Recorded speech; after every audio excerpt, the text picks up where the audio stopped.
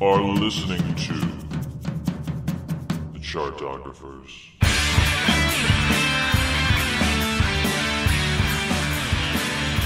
Hello, and welcome to the Beyoncé Happy Hour Minisode. I love these Minisodes, by the way. We did one for the Beck one. It was just really drunk and really fun.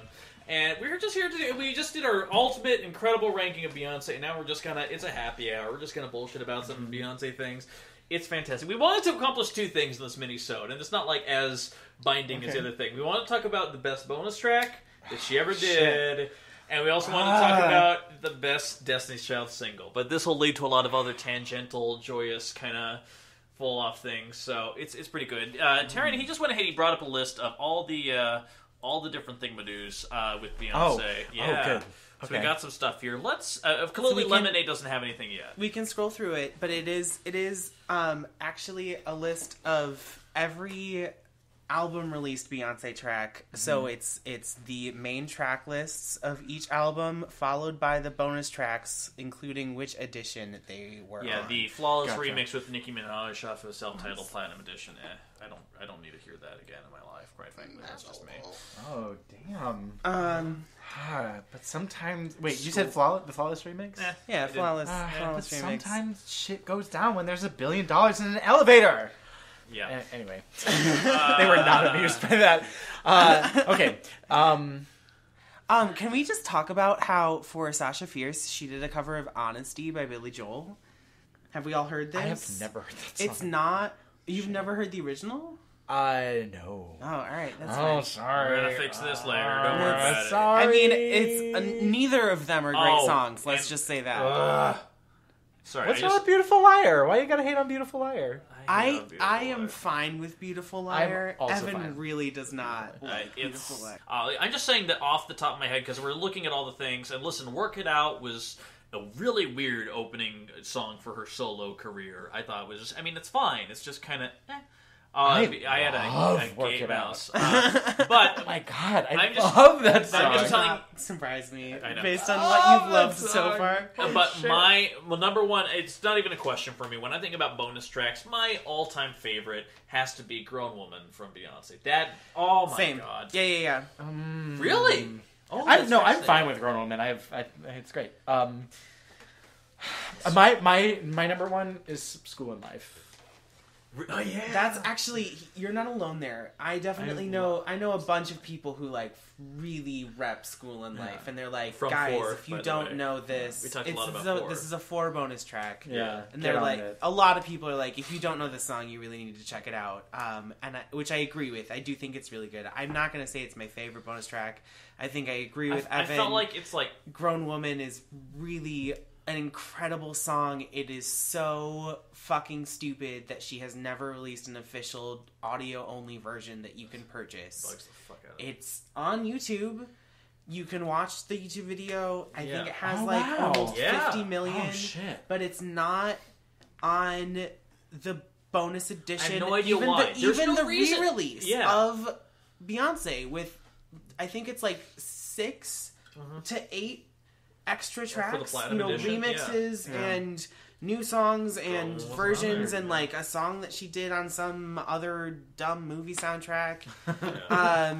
But she didn't ever release audio of Grown Woman, and it's really, really dumb. Okay, can I posit something real quick? I want to What? throw something out there. Mixing album tracks and bonus tracks together, guys. Worst Beyonce song. Oh, I have so many unpopular opinions about that. Signs is pretty Dangerously wretched. in Love. 7-Eleven. Fair. Oh, I don't mind 7-Eleven. Nick Shoda is so. No, This My- is Nick Shoda. so by the my way. two- Yeah. I'm really curious. You're 2. He's got Okay, 2. so Hit my us. my top one is Listen. I hate that song. And From here's Dreamgirls why. soundtrack, by the way. Not a Beyonce song though. Yeah. This is true. This is not. Ooh, well, It was am I breaking the included rules on here? her- No. No. I like it. Talk Yeah. about it, but Okay. I don't consider that a Beyonce. That's fair. That's fair. I hate that song because I feel like when she signed on to do Dreamgirls and she sized up Jennifer Hudson, she was like, "There is no way that this woman is going to come in and steal my thunder with And I'm Telling You. And guess what?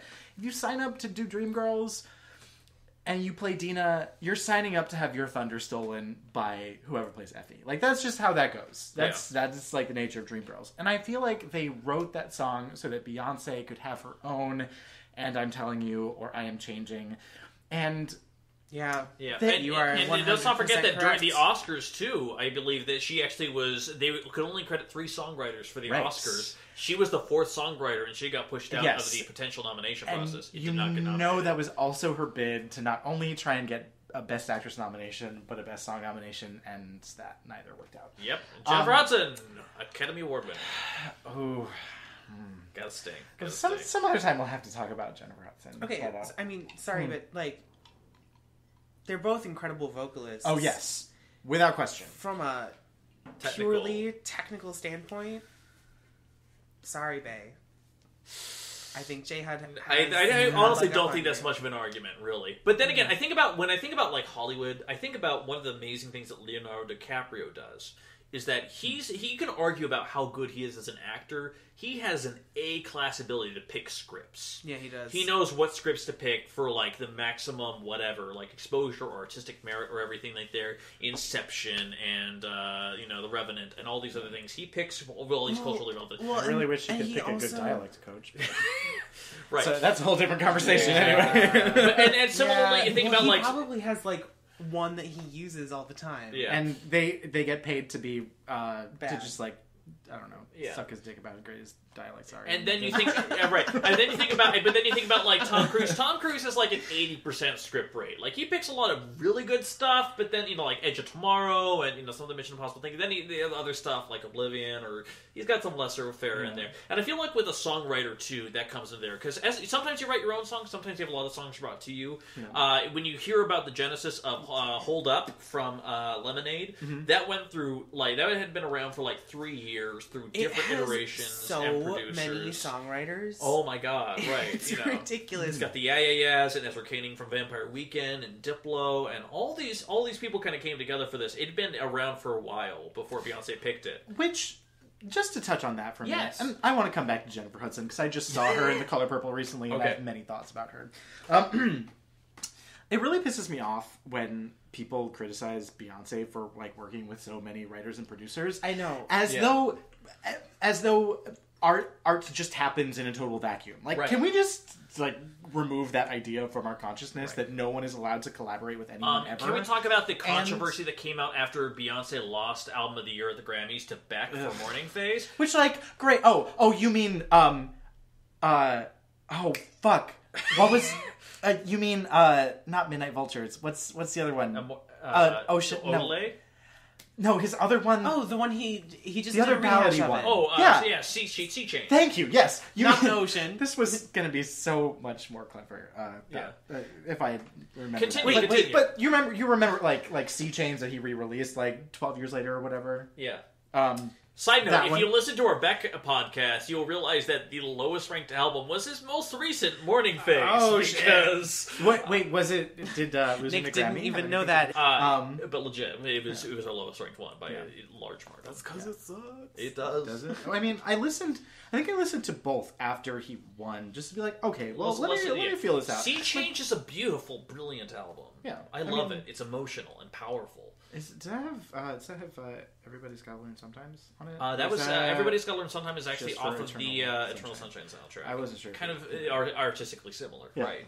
In any event, I think that idea is really toxic because the people who can make their own music are so few and far between, and we have this idea that everyone has to like be solely responsible for every single piece of their art, and I think Rihanna that's dumb. has never written a song, but it's still she has veto direct control over her career. Like she knows it's what still is her. It's still the album that she releases is still the sounds that she picked, and like producers wrote these songs for her and sold them to her, but then she made changes, and she's the one doing the vocals and interpreting the songs. Like, it's still her artistic statement, even if she's not the one writing the actual piece of music.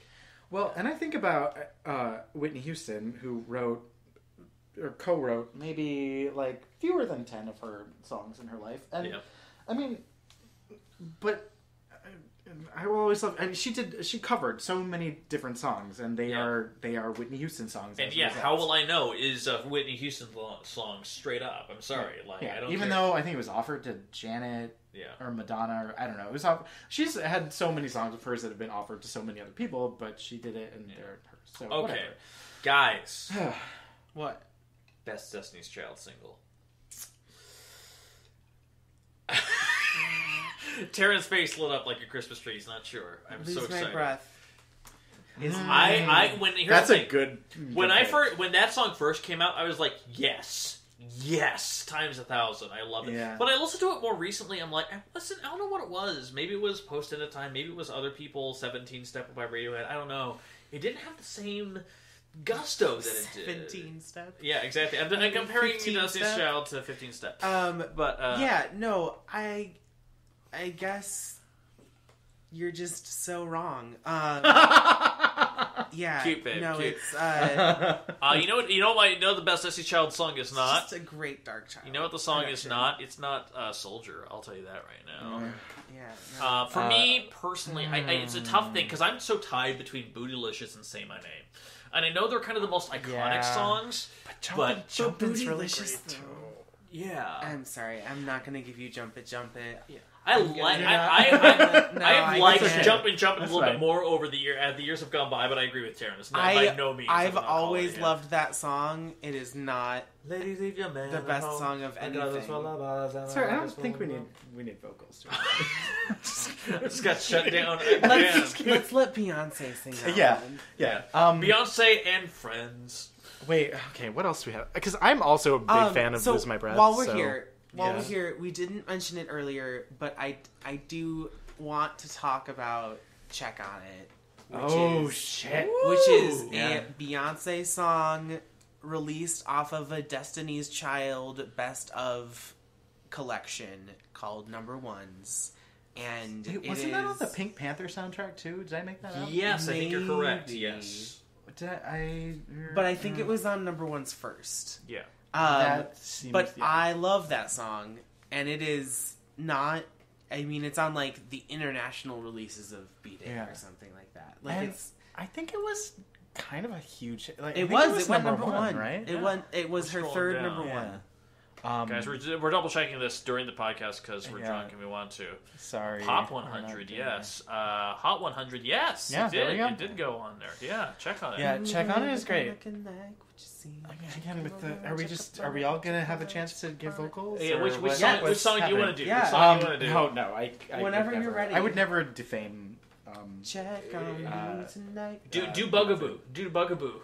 This actually kind of ties into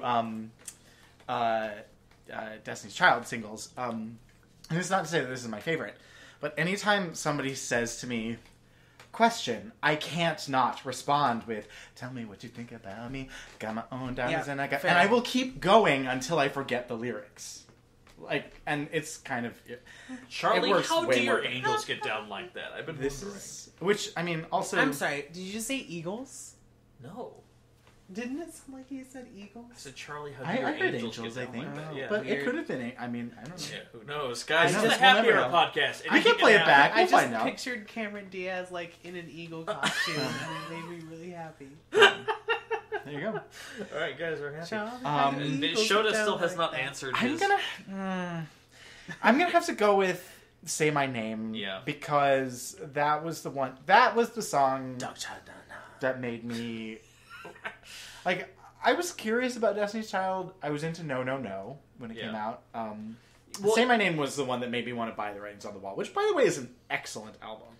Yeah. Oh my god, I bought that album. Holy shit! That's a great Sweet album. 16. Love that song so much. So Good. Love that so song. Good. Yeah. So good. If You Leave Her with Next.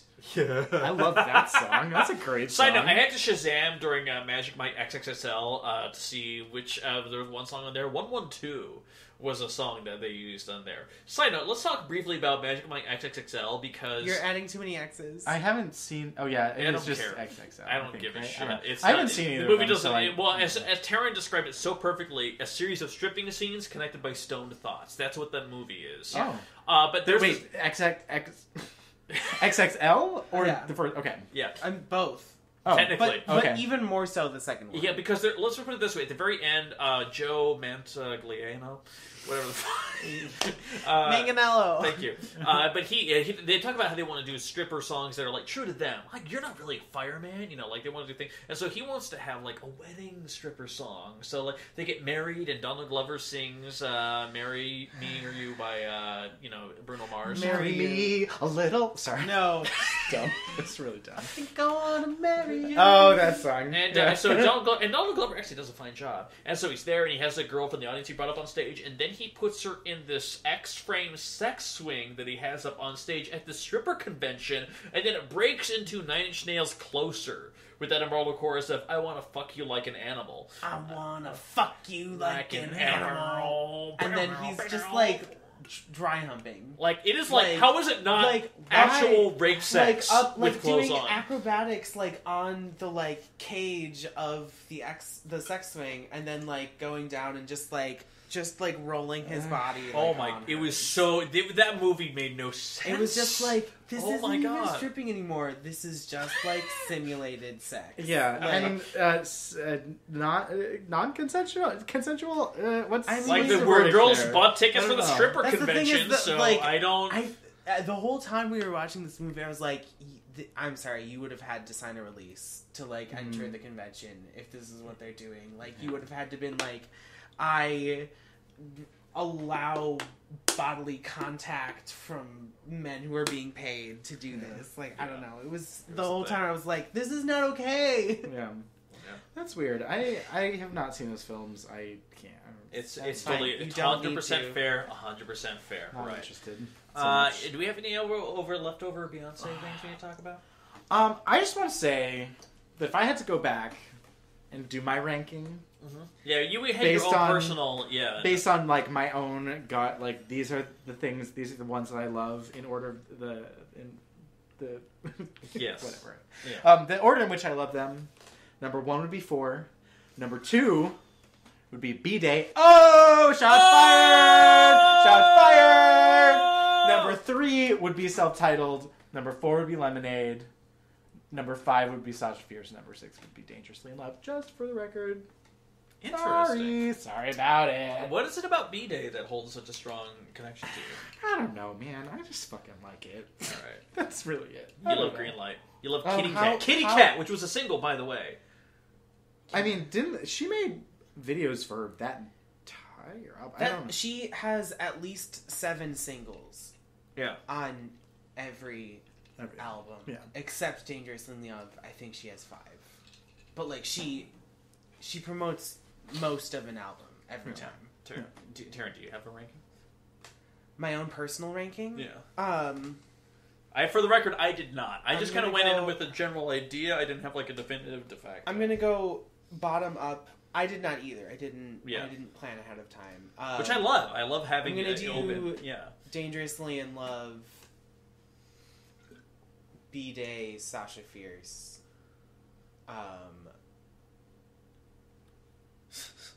Never get, this again with the same roadblock we ran into last time.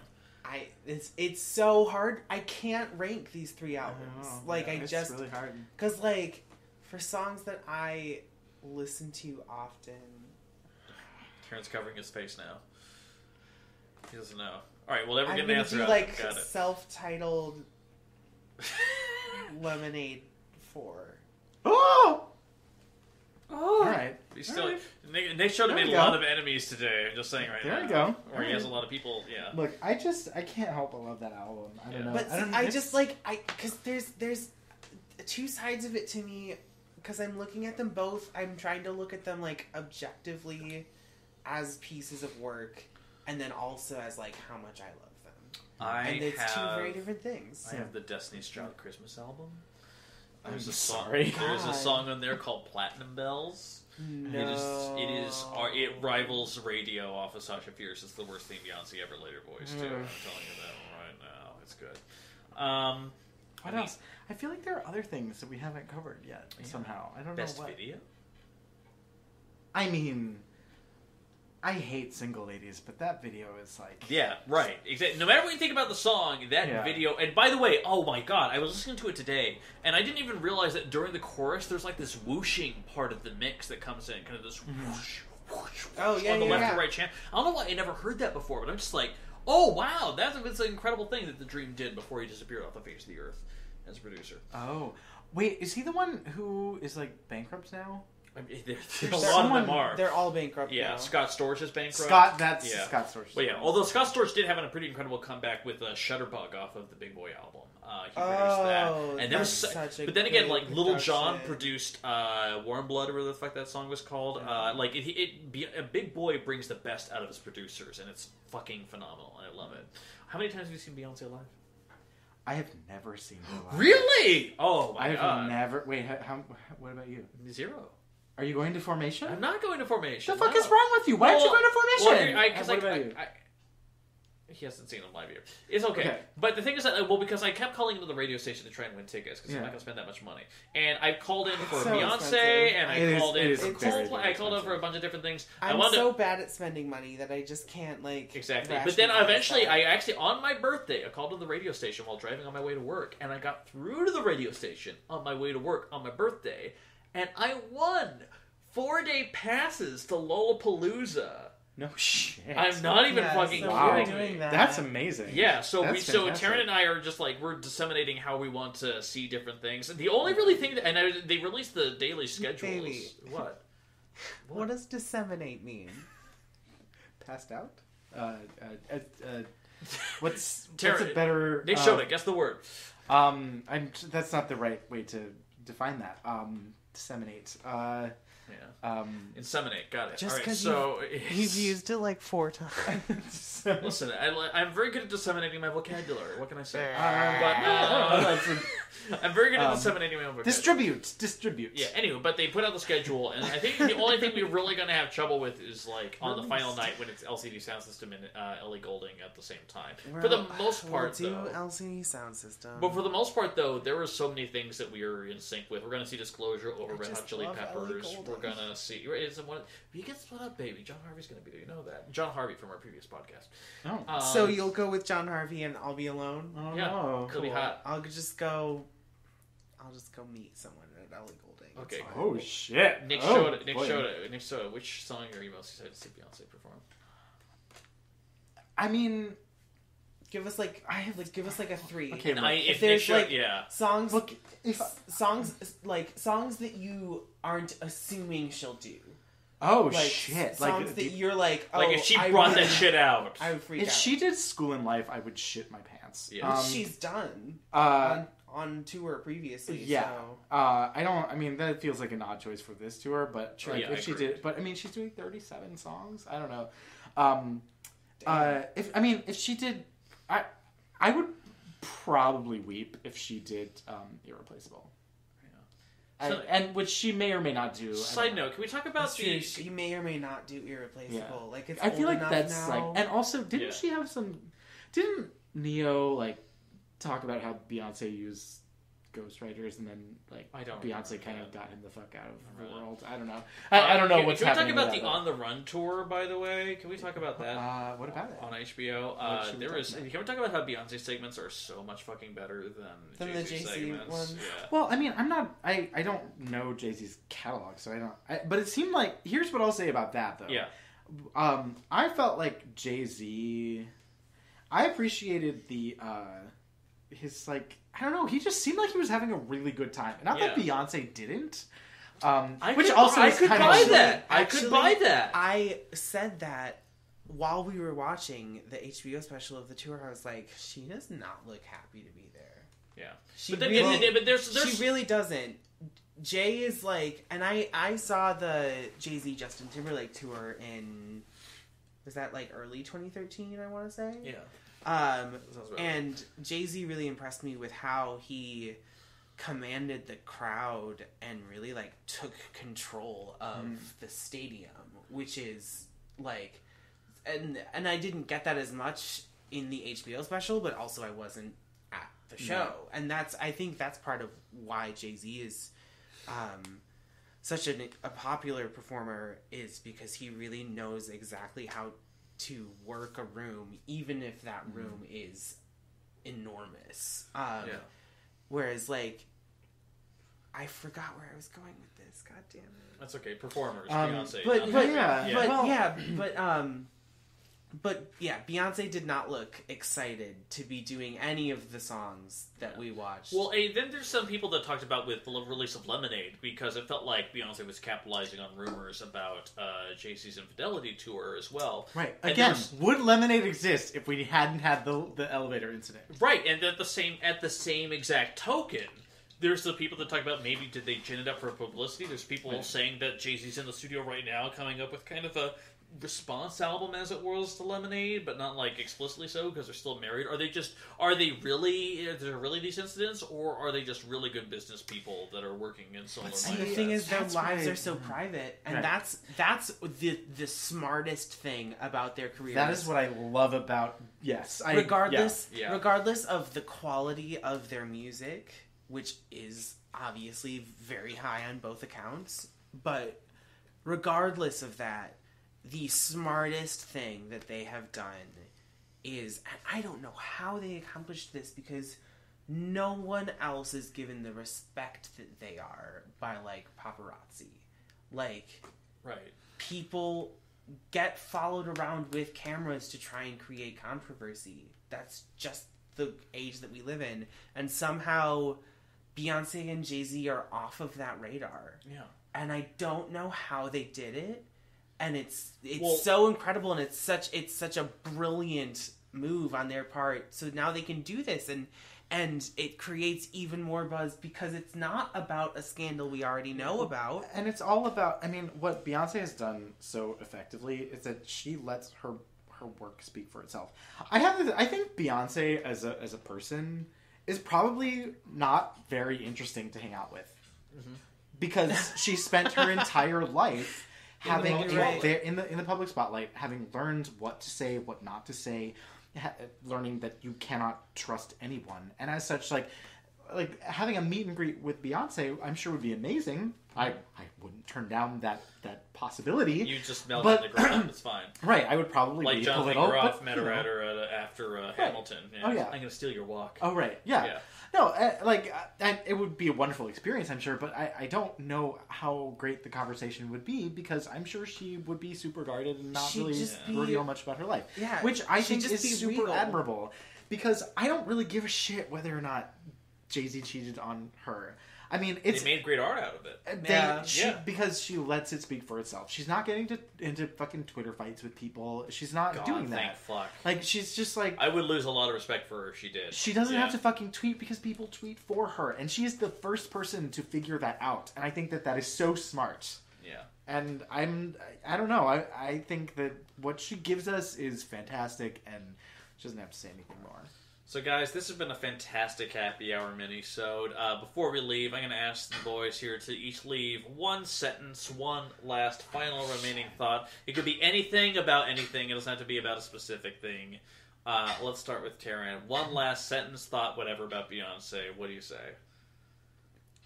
Beyonce is life. Beyonce is love. That is fairly accurate, I gotta say, from personal experience. Nick Shoda. Oh. Fuck, this is so hard. Just it could be anything. It doesn't have to be. Any?